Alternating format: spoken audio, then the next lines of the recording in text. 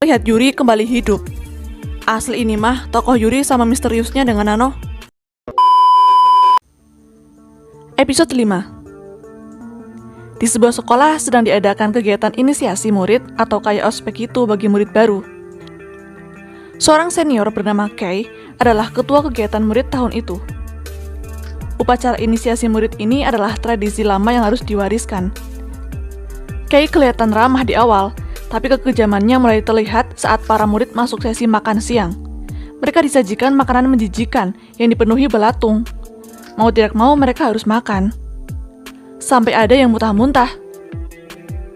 Lalu Kei menjelaskan, moto mereka adalah jika bertemu biksu boleh berpaling, namun jika bertemu senior mereka harus hormat. Kemudian para murid harus menyanyikan lagu. Tapi lirik lagu dan tariannya bercerita tentang pemerkosaan. Ada satu murid yang mengangkat tangan karena keberatan dengan tarian seperti itu. Mendengar keluhan itu, akhirnya Kei merubah aktivitas lain. Ia menunjukkan gambar sebuah kerjasama tim bernama Lipan Manusia. Setiap murid harus merangkak dengan menekan kepalanya di bokong teman di depannya. Begitu seterusnya sampai memanjang. Kegiatan itu akan menambah solidaritas para murid. Seketika Nano tertawa keras. Menurut Nano itu bukan jiwa persatuan, tapi lebih ke pelecehan seksual. Kei tersenyum mendengar pendapat Nano. Ia tanya apakah ada yang setuju dengan perkataan Nano. Hanya ada satu yang setuju, yaitu Yuri. Wow, Nano terkesan dengan kemunculan Yuri. Jadi ternyata sebelumnya Yuri berterima kasih pada Nano karena telah menghidupkannya saat mati di bak mandi. Kedepannya Yuri akan belajar banyak hal pada Nano. Kei menegaskan mereka semua harus patuh sistem senioritas. Jika ada junior yang tidak patuh, maka mereka harus dihukum. Jadi Kei menghukum Nano dan Yuri agar membuka baju mereka. Setelah itu dilanjut murid lain juga harus membuka baju mereka. Parah banget sih ini. Tak lupa Kei memfoto mereka semua. Setelah kegiatan selesai, Kei dipanggil kepala sekolah. Kepala sekolah mempertanyakan bukti video saat Kei menghukum para murid dengan permainan lipan manusianya. Kepala sekolah memperingatkan, Kei boleh mendisiplinkan anak-anak, tapi jangan sampai video itu tersebar karena akan mencoreng nama baik sekolah. Yuri bertemu Nano. Ternyata Yuri yang telah menyebarkan video ritual inisiasi itu. Yuri bertanya apakah Nano takut kalah darinya. Nano jawab, lakukan saja sesuka Yuri. Tapi Yuri harus siap apapun yang terjadi jika di dekat Nano. Esoknya, akibat adanya pengaduan video ritual inisiasi mereka, Kei mengambil ponsel semua murid. Tiba-tiba beberapa ada yang menyetel video saat Kei dulu dihukum oleh senior juga saat kegiatan inisiasi. Video yang cukup memalukan bagi Kei. Kei bertanya apakah Nano pelakunya. Nano berkata ia hanya ingin berbagi video menarik. Dulu Kei pernah menjadi korban penindasan senior. Jadi sekarang Kei menjadi senior yang menindas juga. Apakah tujuannya untuk mengajarkan persatuan atau hanya balas dendam agar impas? Kei mulai kesal. Prinsip persatuan. Jika ada yang berbuat salah, maka semuanya harus bertanggung jawab. Akhirnya semua murid dihukum, kecuali Nano. Mereka disuruh berbaring, guling-guling, lari keliling. Sebelum para murid dipulangkan, ada satu permainan lagi. Nano diikat dengan beberapa balon di tubuhnya. Teman-temannya disuruh memukul bagian mana saja bebas, tapi mata mereka ditutup. Jadi pukulannya bisa kena balon, bisa juga tubuh Nano. Selama permainan itu, Nano terus tertawa, membuat Kei semakin marah. Akhirnya Kei nekat mengambil tongkat dan menghabisi Nano sampai mati. Aduh, mata Nano sampai keluar gitu. Perbuatannya membuat Kei ditegur. Karena kepala sekolah dan ayahnya adalah teman lama, ia akan menutupi perbuatan Kei tersebut. Tapi konsekuensinya, Kei harus keluar dari sekolah. 3 bulan kemudian, Kei pindah sekolah. Sebagai murid baru, ia juga harus mengikuti kegiatan inisiasi di sekolah tersebut. Di awal, para senior kelihatan baik hati dan sangat ramah. Tapi semua berubah ketika Kei bertemu Nano. Ia kaget bagaimana Nano bisa hidup kembali. Nano mulai beraksi. Ia memfitnah Kei dengan menuduhnya telah memegang bokong Nano. Para senior akan menghukum Kei karena Kei tak mau mengaku. Sampai alat vitalnya hampir dihantam dengan batu. Sebelum akhirnya Kei mau mengaku. Saking takutnya, Kei sampai mengompol. Menjadi bahan tawaan semua orang. Tema berikutnya adalah kesetaraan. Para murid diminta berpakaian sebagai lawan jenis. Mereka terlihat konyol. Giliran Kei. Tapi Kei lama sekali tidak keluar dari ruang ganti. Setelah dicek, ternyata ia kabur. Kei lari menjauh. Tiba-tiba ia melihat sosok Yuri. Kei jatuh dan membuat ia ketahuan para senior. Kei dibawa kembali, dan ia harus memakai pakaian wanita.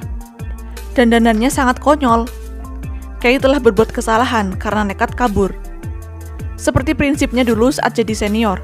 Jika ada yang berbuat salah, maka semua harus bertanggung jawab. Akhirnya semua murid dihukum. Mereka harus melewati semua rintangan yang dibuat. Sampai malam hari mereka sudah kelelahan. Kemudian mereka masuk ke pos etika sosial. Persis seperti perkataan Kei dulu.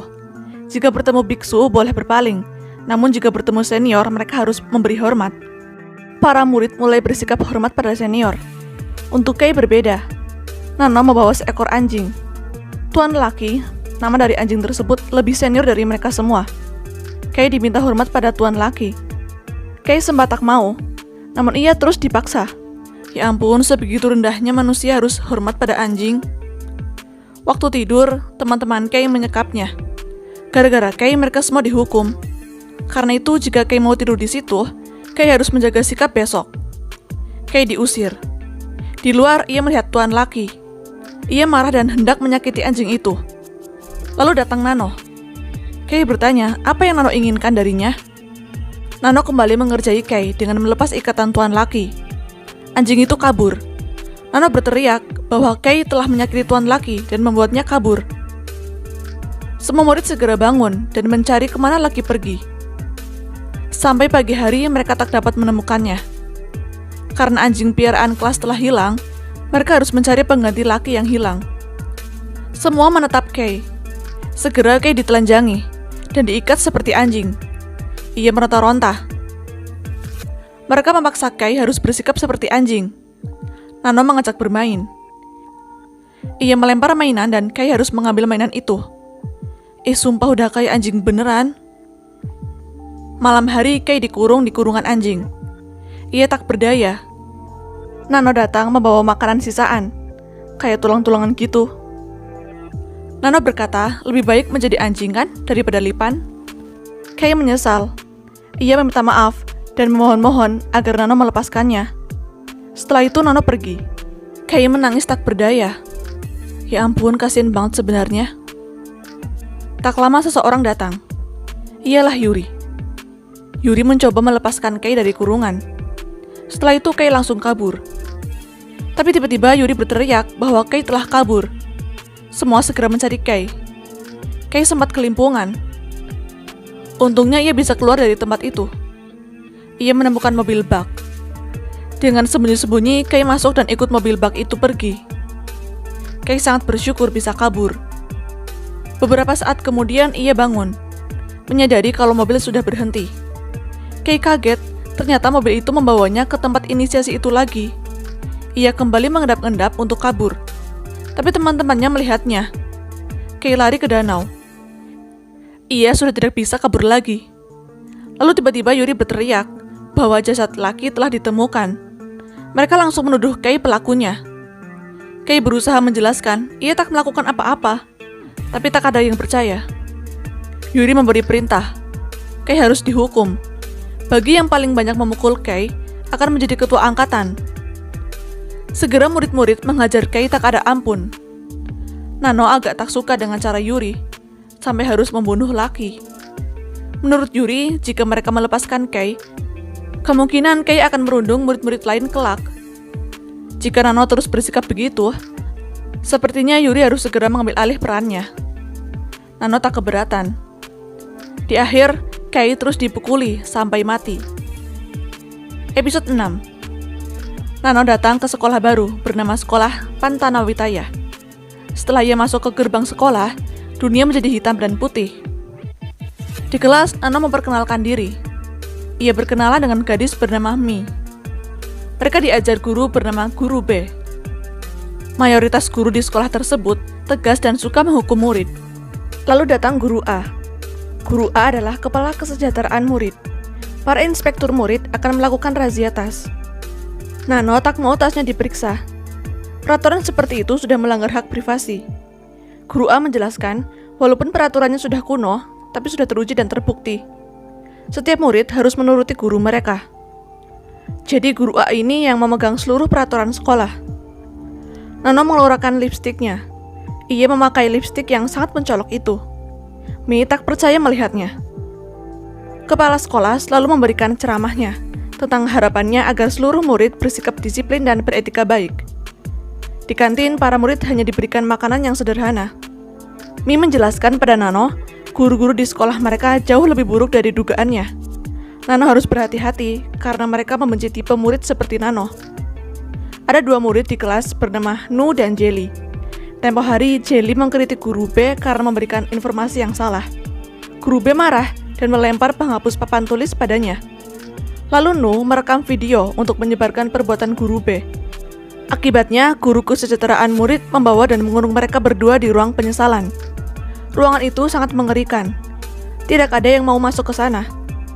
Tak lama guru A datang menemui Nano. Melihat bibir Nano, ia langsung menghapus lipstik itu dan mengambilnya. Karena Nano sudah melanggar peraturan, ia dihukum. Ia harus menghafalkan 427 peraturan sekolah, tempatnya di lapangan. Nano dengan santainya membaca buku yang tebal itu. Ia terkesan karena peraturan sekolah dibuat tahun 1892. Para murid yang menontonnya mengira Nano gila karena sudah mengolok-olok peraturan sekolah. Segera guru A datang. Nano mengeluarkan korek, lalu ia bakar buku peraturan itu. Semua orang kaget melihatnya. Nano berkata ia sudah membaca 427 peraturan, tapi tak ada peraturan yang melarang ia membakar buku itu. Nano langsung dibawa ke ruang penyesalan. Sebelum masuk, guru A berbicara dengan Jelly dan Nu yang masih dikurung. Jelly memohon untuk dilepaskan. Sekolah selalu menerima murid yang bertobat. Jelly boleh dibebaskan, tapi Nu berbeda. Ia bersikukuh menganggap dirinya tidak bersalah. Guru B lah yang bersalah. Jika Nu terus bersikap seperti itu, guru A mengancam. Ia akan menulis nama Nu ke daftar orang yang tak diinginkan. Hal itu akan merusak peluang Nu untuk diterima di sekolah, universitas, atau dipekerjakan oleh perusahaan manapun. Mendengar itu, akhirnya Nu terpaksa meminta maaf dan berjanji tidak akan melakukan kesalahan lagi. Setelah itu, Jelly dan Nu dikeluarkan. Giliran Nano yang dikurung. Ia tetap harus menghafalkan peraturan sekolah dengan diperdengarkan speaker rekaman. Esoknya Nano sudah masuk ke kelas. Mereka heran, kenapa Nano terlihat baik-baik saja setelah dikurung di ruang penyesalan. Nano berkata ruangan itu tidak terlalu menakutkan seperti yang mereka bayangkan. Guru A berusaha membuat Nano dihukum lagi. Ia pura-pura menemukan rokok di saku rok Nano. Padahal sebenarnya itu rokoknya guru B. Nano dimasukkan lagi ke ruang penyesalan. Guru A penasaran, sebenarnya siapa Nano? Nano dihukum dengan banyak lampu yang mati menyala, membuat mata sakit. Esoknya Nano kembali dengan rambut berwarna ungu. Bersama teman-temannya terlihat gembira sekali. Nano hanya ingin menguak kemunafikan para guru agar mereka mengakui kesalahan. Guru A tak tahan. Ia suruh guru B membuka paksa mulut Nano.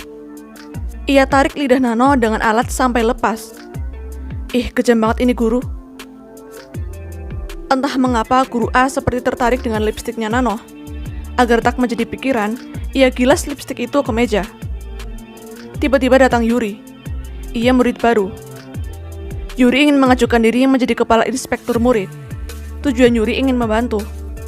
Ditambah lagi ia pernah satu sekolah dengan Nano, jadi ia tahu cara menangani Nano. Yuri juga dengar ada grup obrolan rahasia para murid untuk melakukan kenakalan. Ia akan bergabung sebagai mata-mata. Setelah itu para murid yang ketahuan ikut grup obrolan rahasia ditangkap. Akhirnya Yuri berhasil menjadi kepala inspektur murid.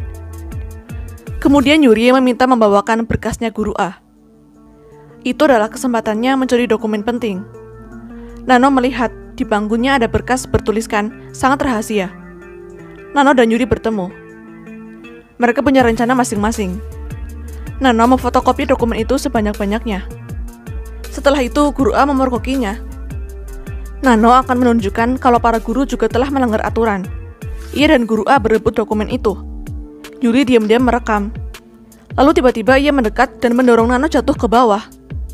Semua murid histeris melihat Nano mati tertancap di tiang bendera. Yuri merekam guru A. Ia meminta dokumen yang dipegang guru A. Jika tidak, ia akan menyebarkan video itu. Dokumen itu menunjukkan dana sumbangan yang diberikan kementerian telah dikorupsi oleh para guru. Yuri langsung membuang dokumen itu. Kertas-kertas berjatuhan dan dibaca para murid. Yuri juga menyebar video detik-detik saat guru A bersama Nano sebelum Nano jatuh. Semua murid langsung mengejar guru A, karena berpikir guru A pelakunya. Setelah itu seluruh murid berontak, menuntut keadilan. Mereka marah atas tindakan biadab para guru. Guru-guru ditangkap, dianiaya. Yuri meminta maaf pada Nano telah menjadi korban. Para guru sudah dikumpulkan. Yuri berpendapat, guru-guru harus menulis surat pengakuan tentang semua hal buruk yang mereka lakukan, lalu sebarkan ke masyarakat. Semua murid setuju. Segera para guru dipaksa menulis surat pengakuan. Guru A tak mau menulis, membuat Nu marah. Saking marahnya, Nu mencekik guru A supaya mau menulis, sekaligus balas dendam karena Nu pernah ditindas guru A. Nu tak sadar, cekikannya membuat guru A tewas. Teman-temannya jadi marah dan menyalah-nyalahkan Nu. Mereka semua malah jadi berdebat. Tiba-tiba terdengar suara tembakan. Kepala sekolah muncul dengan pistolnya. Guru-guru dibebaskan. Ia memberi kesempatan pada murid. Jika mereka mau berhenti, kepala sekolah akan memaafkan kejahatan mereka. Beberapa ada yang mulai tunduk. Tapi Umi meminta agar teman-teman jangan menyerah. Mereka harus berani menyuarakan kebenaran. Akhirnya para murid yang tidak mau menyesali kesalahan ditahan. Gara-gara ada murid baru, semua jadi kacau. Kepala sekolah meminta jangan mau dicuci otak oleh mereka. Yuri harus bertanggung jawab atas perbuatannya. Para murid juga patuh untuk setuju, bahkan Nu. Mereka sudah sadar. Sebelum Yuri akan dihukum dengan pisau, ia berkata, bukan ia yang paling bersalah. Bukankah Nano yang memulai semua ini? Tiba-tiba Nano kembali hidup. Ia muncul dengan nano-nano yang lain. Listrik sekolah mati. Semua orang kaget melihat Nano kembali hidup. Lebih kaget lagi karena Nano muncul tidak hanya satu. Para guru sudah tidak bisa kabur. Kepala sekolah hendak menembak Nano, tapi para murid juga punya senjata. Mi mengeluarkan ponselnya. Ia melakukan siaran langsung tentang peristiwa yang sedang terjadi. Disusul murid lain ikut mengeluarkan ponselnya. Kepala sekolah meminta agar mereka berhenti merekam. Tapi mereka sudah tidak takut lagi. Kepala sekolah terpojok. Ia pun menyerah dan kalah. Kini Nano mengurung Yuri di ruang penyesalan. Yuri telah berbuat salah dan terlalu gegabah. Yuri harus merasakan deritanya dikurung di ruang itu. Ruang yang gelap, pengap tanpa makanan. Setelah Nano pergi, muncul kepala sekolah dan yang lainnya. Mampus deh Yuri dikurung bersama orang-orang jahat. Nano memberikan kunci gerbang sekolah ke Mi. Ia membebaskan Mi mau melakukan apa selanjutnya. Akhirnya Mi dan semua murid bisa keluar dari sekolah tersebut. Tapi anehnya, setelah di luar gerbang, warna dunia masih abu-abu. Harusnya kan berubah menjadi berwarna. Nano pun tidak tahu kenapa begitu. Di akhir episode, terlihat Yuri yang berhasil keluar dari ruang penyesalan dengan bersimbah darah.